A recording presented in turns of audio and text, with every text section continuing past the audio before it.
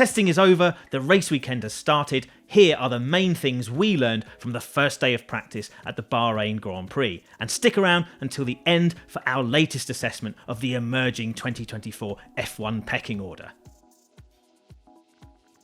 Regardless of where Mercedes stands in the competitive order, it has achieved its top winter target. As George Russell puts it, we talked about the rear being unstable and we have cured that problem. To use the word cured as an absolute shows a very high level of confidence.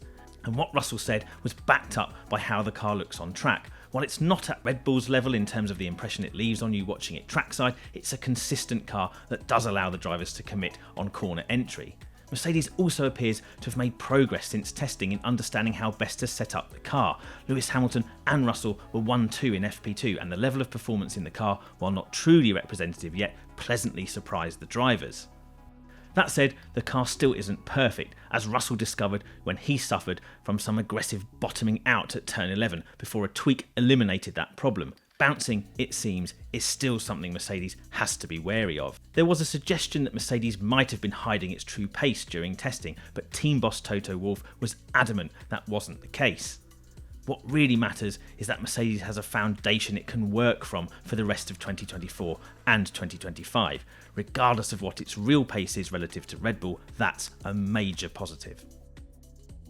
We already knew the 2024 Williams came together late, but speaking to team principal James Vowles and Chief Technical Officer Pat Fry in Bahrain, we've started to understand better just how severe the situation was over the winter.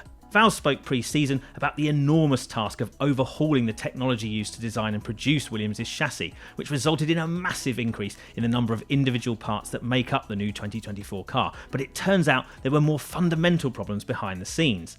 Some of Williams' processes have not moved with the times. Vowles said the car build was being managed entirely in a sprawling Excel spreadsheet with no automated digital system. And while this has now been implemented, by the time the winter came around, there were still people having to search the factory for parts.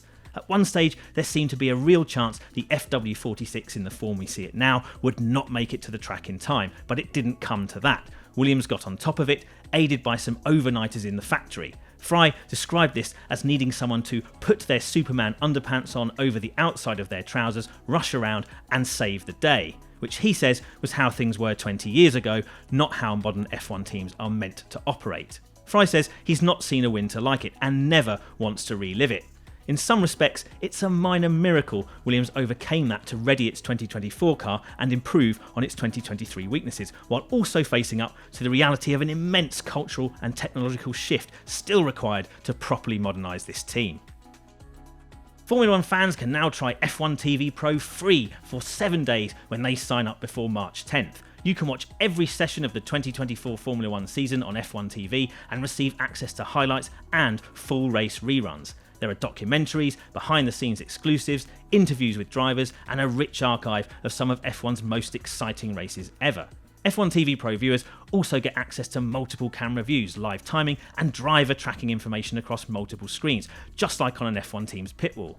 F1 TV Pro includes every practice and qualifying session, all 6 sprints, and every Grand Prix, with wraparound shows giving you a virtual paddock pass and access to all areas. Offer only applies to territories where F1 TV Pro is available and excludes France, Guadeloupe, Martinique and Monaco. Details are in the description below. Terms and conditions apply. I've been back trackside under the lights in representative conditions in FP2 to watch the cars with the fuel out and soft tyres on, and then some longer runs either side to see what's different from testing. One thing that's not different is how good the Red Bull looks, and I have to say on low fuel and on the longer runs it did look like Ferrari was second best. The Mercedes just not quite as comfortable, especially as Ferrari and Red Bull through the slow turn 10 left-hander. It just looks a little bit awkward. The same has to be said of the McLaren. That was never particularly impressive when it came by me. Lando Norris having a harder time of it than Oscar Piastri. The Aston Martin looks good, and I have to say the RB looks good on the medium tyre, but less impressive on the soft tyre on low fuel and high fuel. It's very, very difficult to judge or split the other cars. One thing I will have to say is when the Alpine came through here, it did look difficult. It was the only car, actually, it was Esteban Ocon's car, that seemed to be showing up a bump on the entry to turn 9 or coming through turn 9 towards turn 10. That looked like it was really unsettling the car. Obviously, I'm only getting a snapshot of the cars here at one corner, one slow corner, but fortunately, once they're done with me at turn 10, they head down to me at turn 11. A faster left-hand corner, usually taken in 5th gear on a qualifying lap.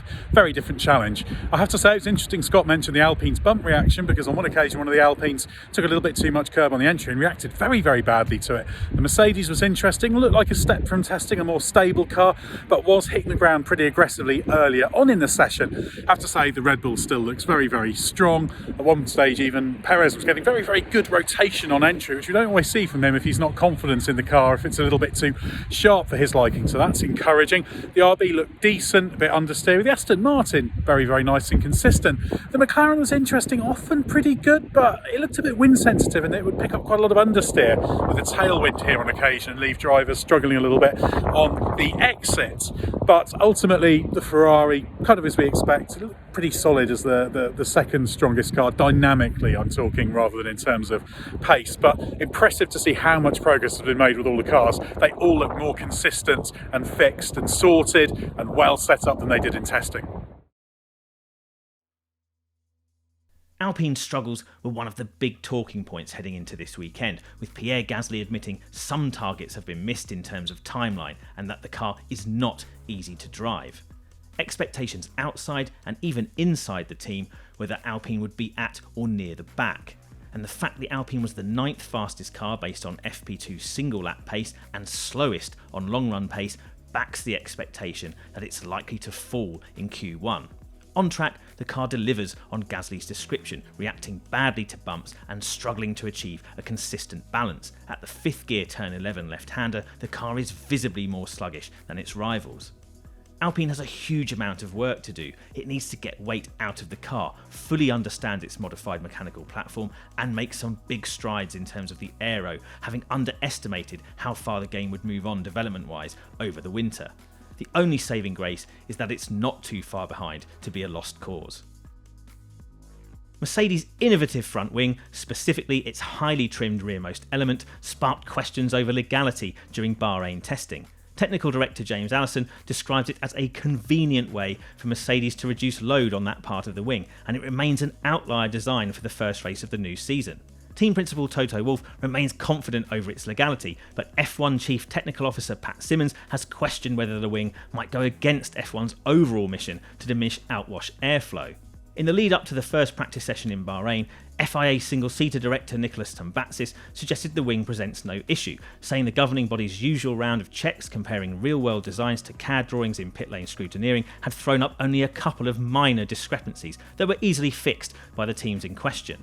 And Tambatsis was even more forthright in denying any reason for the FIA to act to clamp down on F1 teams' use of outwash aero, saying it would take the emergence of a gigantic loophole for the FIA to feel moved to change the rules before 2026. Like Lando Norris, we're slightly disappointed with the progress McLaren has been able to make over the winter. McLaren looks in the mix, but not totally happy in Bahrain, which has traditionally been one of its weaker tracks in recent years. The 2024 car is an improvement over its predecessor, but not by enough to address the specific weaknesses that limited McLaren in low-speed corners last year. That was hinted at in testing and was apparent at times in practice too. This track highlights the limitations that McLaren clearly needs more time to address, and Norris looked to be struggling with these more than Oscar Piastri in the second session. And yet, the pace was there to a degree. Piastri was 5th fastest and had the best long run behind the Red Bulls in FP2. Norris had a pretty terrible session and looked unhappy in the car, so maybe the McLaren can be fast at a track like Bahrain and might achieve a decent result here too, but it's not in its comfort zone. The fuel came out, the soft tyres went on, the qualifying simulations were completed, and Mercedes is fastest? The pecking order on one-lap pace was Mercedes, Aston Martin, Ferrari, McLaren, Red Bull, Haas, Williams, RB, Alpine and Sauber.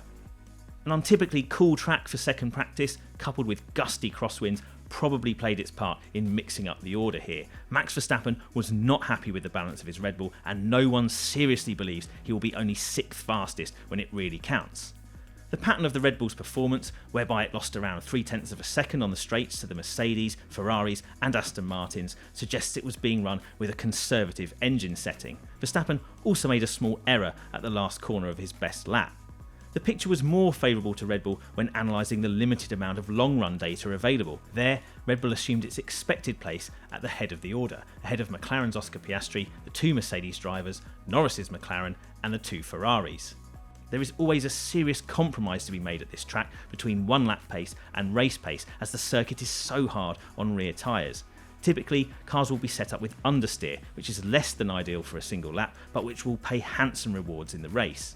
It's possible that Red Bull has just chosen a more conservative compromise, rather than the car having any underlying balance problem. Mercedes and Ferrari appear to be running with a setup more favourable to single lap performance. Our trackside perspective was that the Red Bull looked the most consistently hooked up, whereas the Mercedes looked more peaky. In its good moments, it looked very good. In others, less so. We'd be surprised if the FP2 times reflect the final grid for Saturday's Grand Prix, but this early glimpse of a pecking order raises hopes for an intriguing weekend, even if the underlying data hints at Red Bull still having a good advantage where it counts.